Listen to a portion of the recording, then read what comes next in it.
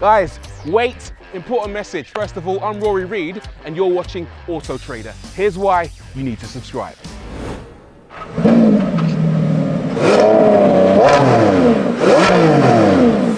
It's a Lambo, all right. The wait is over.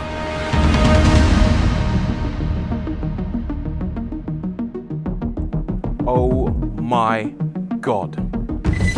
This is the Revuelto, the latest in a long line of V12 powered Lamborghinis. Except this one is different. It still uses a naturally aspirated V12, but unlike all the others that came before it, the Miura, Countach, Diablo, Murcielago, and Aventador, the Revuelto also uses something called electricity to devastating effect. 200, 215, 230, 240. Wow, it flies. It really flies. The only car I've driven with this much acceleration, wow, is a Tesla Model S Plaid.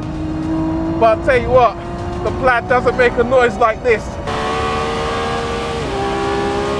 It revs to 9,500 RPM. It just feels unnatural. The Revuelto is a plug-in hybrid with 3 electric motors, 1 at the rear and 2 on the front axle, each capable of 148 horsepower. These are driven by a 3.8 kilowatt-hour battery, all working alongside a naturally aspirated 6.5-litre V12 to produce 1,015 PS. Acceleration is vivid, 0 to 62, 2.5, 0 to 124, 7 seconds dead, and flat out, 217 miles an hour. This is the fastest production Lamborghini ever. Now, if you're good at maths, you might have noticed that all of the electric motors added up could produce 444 horsepower. And if you add that to the 812 horsepower that big old V12 makes, then this car could be pushing out around 1,200 horsepower. However, there's a little bit of a bottleneck, and it isn't the motors, it's the battery. Basically, the battery can only supply a maximum of 190 horsepower, and that has to be shared between every single one of the motors. What actually happens is that when you're pulling out of a corner and getting on the accelerator, it's mostly the rear electric motor working in conjunction with that V12 to give you that accelerative force out of the bend. It's predominantly rear-wheel drive. When do the front motors come into play? Well, they do a whole bunch of clever stuff. One of their purposes is, of course, to help with brake regeneration, to send power back into the battery, but also to help stabilize you. And not just in the low-speed bends, but also in the high-speed corners as well. If the car detects a little bit of lateral movement that hasn't been snatched up by the ESC system, what it will do is actually apply power using one of those electric motors just to stabilize the car, to make sure that it isn't off balance in the middle of that bend. In the low speed corners like this one, that's where you get that rear wheel steering kicking in just to help get the back end rotated, and also the front motors give you active torque vectoring. So not just braking into a corner on the inside of the car to get it rotated, but actually applying torque on the outside wheel to help with that rotation.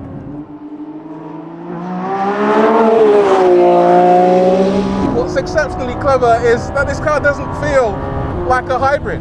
It feels like an organic, natural supercar. It feels like an Aventador on steroids. The Revuelto is built on new architecture. It uses an all-new so-called carbon mono fuselage, ensuring the chassis is 10% lighter and 25% stiffer than the Aventadors.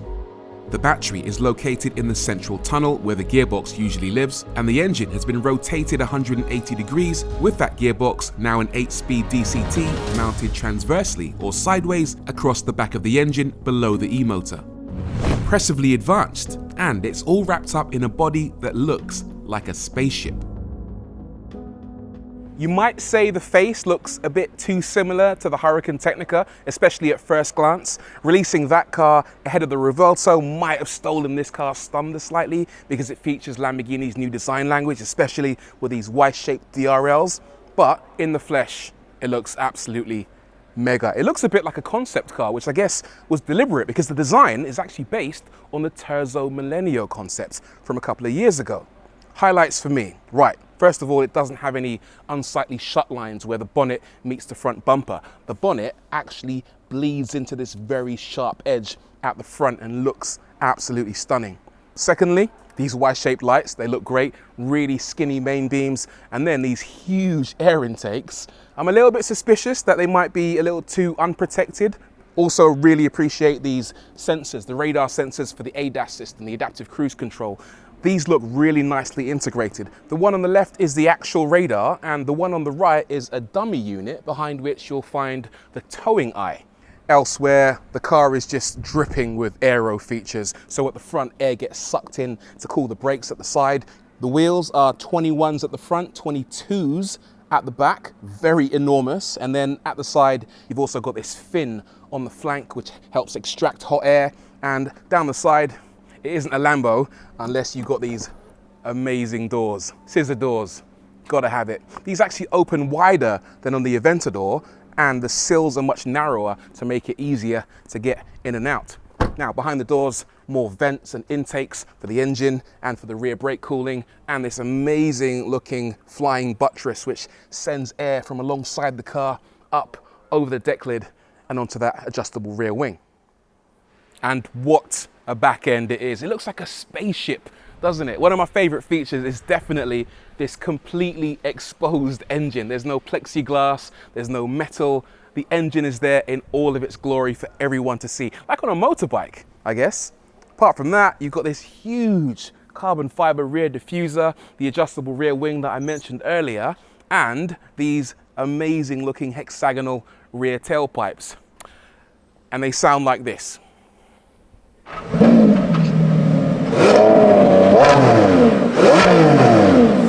It's a Lambo, all right. The interior is all new too. Lambo says it's more spacious than before with a distinctive dashboard. The steering wheel has 2 primary control knobs to select from 14 different drive settings. The left lets you choose from all electric, sport and Corsa, while the right lets you choose energy deployment strategies, such as prioritizing battery recharging, maximum deployment, or a hybrid balance. There are digital screens for the driver, infotainment, and for the passenger, and these are cleverly interconnected. You can, for example, swipe widgets from the primary screen onto the driver display or onto the user display as you prefer. We haven't had a chance to drive the Revuelto on the road just yet, but I did manage to try it in electric only mode, and it's probably not something you'd want to do for fun because the e-motors are relatively weak. The range is also very limited, just 6 miles, but the V12 is so incredibly loud, even when idling, that using EV mode for the last mile or so could be very useful for discretion. Recharging is clearly not something Lamborghini cares too much about. It takes 30 minutes from a 7 kilowatt wall box, but the charge port is hidden away in the luggage compartment almost like an afterthought. Usefully, it only takes 6 minutes to charge the battery using the V12. So what does it feel like to actually drive a Lambo Revuelto? The one thing that I would say annoys me slightly, well, more than slightly, is how high the seat is. So I'm sat up really high, and that means that my head is basically touching the ceiling. I'm only 5'11", but with a helmet on, it's actually really tricky to get a comfortable driving position in the car because it's really quite low. There is a bit of a sweet spot that allows you to get comfortable though, and once you're settled in that, right, it's time to drive. Let's stick it in sport mode now and see what that feels like. First thing you notice is that the car feels very rear biased.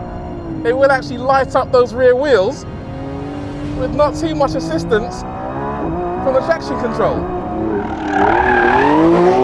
If you're on a circuit and you want to make the most of this car's blistering speed, then you've got to put it into Corsa mode.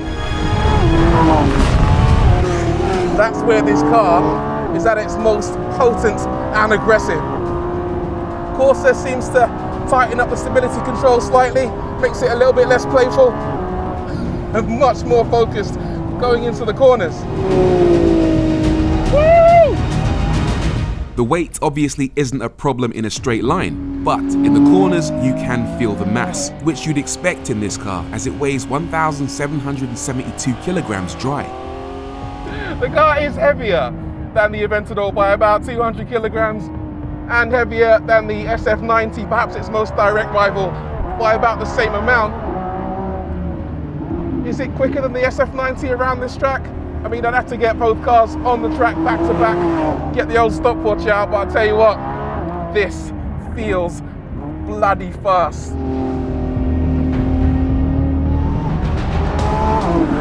The brakes are really, really strong. They bring you down to a decent speed very, very effectively. But what's really, really clever is that unlike in many hybrids where the brakes can feel slightly inconsistent as they switch between mechanical braking and regen from the motors, this feels really consistent, and there's fantastic feel from the brakes as well. You can modulate that brake pedal really effectively. I think one of the things that really stands out for me is the responsiveness of this car. If you've ever driven an Aventador, then you will know exactly how responsive that naturally aspirated V12 is. And it's just the same in this car, except you've now got the addition of 190 horsepower worth of electrical energy supporting that V12. So the minute you get on the accelerator pedal, it just wants to launch towards the horizon. One of the things that I loved about the Aventador, particularly the SVJ, was the gear shifts from that single-speed robotized manual. In this, they've got a DCT, a twin clutch gearbox, and it's a lot smoother, a lot faster. I thought it would be a lot less dramatic, but actually it feels every bit as dramatic in Corsa mode. When you're accelerating and you upshift, the motors fire in some torque just to make the gear shifts feel a lot more involving and powerful. Wow, oh my God.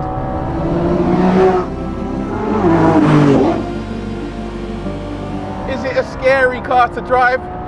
In a word, terrifying. Absolutely bloody terrifying.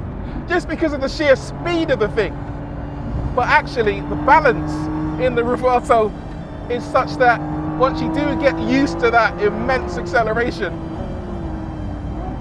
you can actually start to enjoy it, have fun with it, and it's a playful, fun car to drive.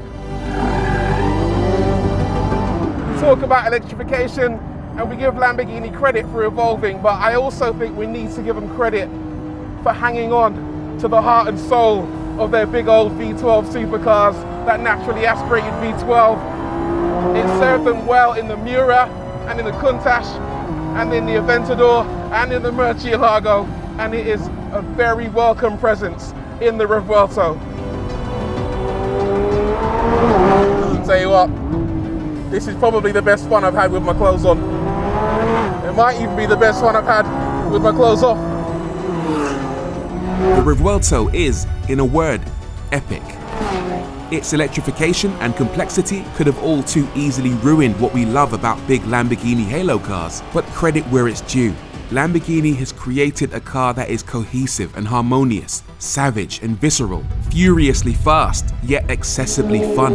Woo! Most of all, they've made a car that is, without question, still a true Lamborghini.